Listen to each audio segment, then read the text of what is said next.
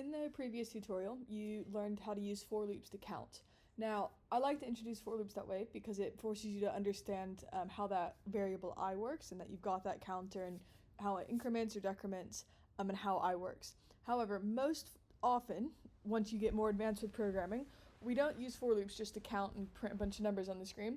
We actually use them to do things a certain number of times. So for loops are known as count controlled loops.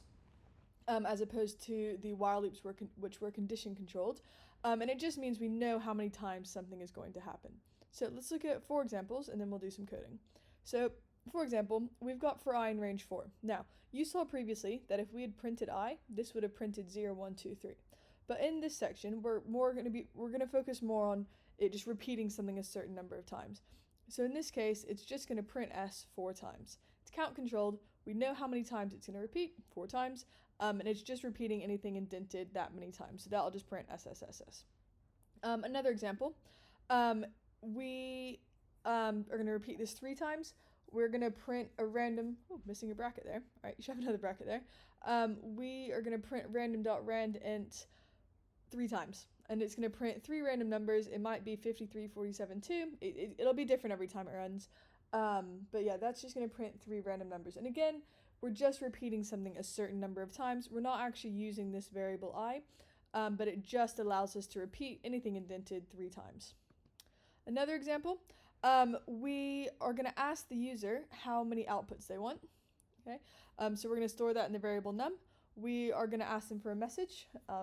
This we input Gillet, and it's going to repeat num how many outputs they want a number of times, and it's going to print that message. So for example, if they input 3 and Gillet, it's going to print Gillet, Gillet, Gillet.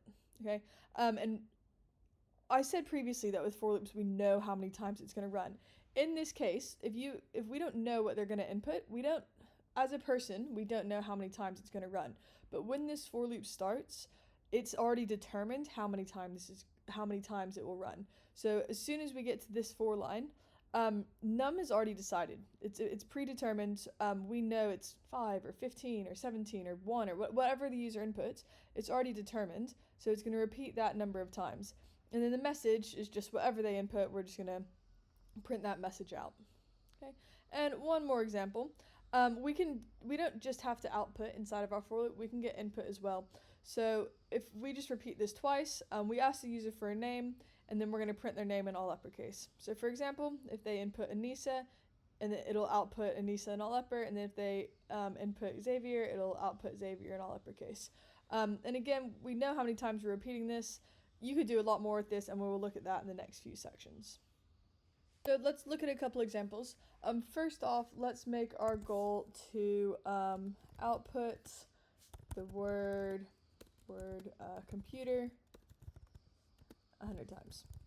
Okay, so it's always going to be for I in range. If I want to do something 100 times, I'm going to do for I in range 100. Now you might be thinking back to the last lesson where it finished at 99, sorry. But remember we're counting 0. So from 0 to 99 is going to be 100 times. So if we want to repeat 100 times, we do for I in range 100. And we want to output the word computer. Let's try it. Alright, it looks like a lot. I don't know if it is exactly 100. So let's just see that variable I, just so you can see that happening. And you can see now we've got, it starts from 0 and it goes all the way up till 99. So we know that that has worked and that's repeated computer 100 times. Okay. Now let's ask a user for 3 words. So let's do for I in range 3. We're going to ask the user for a word. And we will print it in all lowercase. Alright, so when we run it, sorry, let's clear that output so you can see it better. So when we run this, let's enter Oh, why is that not printed our word in lowercase? Let's try that again. There we go. Don't know what happened there. And it's printed in all lowercase. Let's try it again. All lowercase, and even if we like mix up cases, it does it all lowercase, and it's done it 3 times, and it's not asking me for another word. Okay, now last example.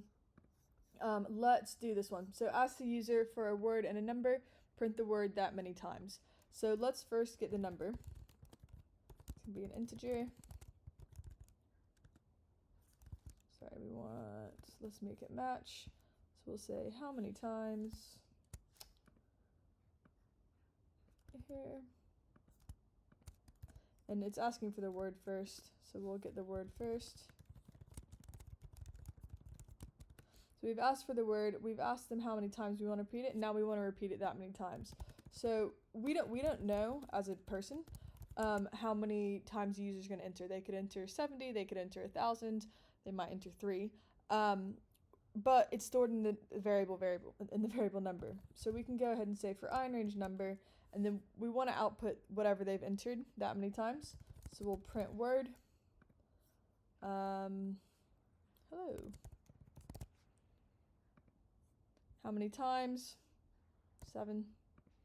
And we've got hello 7 times. So we're using that for loop. It's predetermined how many times it will be repeated. That is our count controlled loop. And it will repeat anything that we want to that number of times.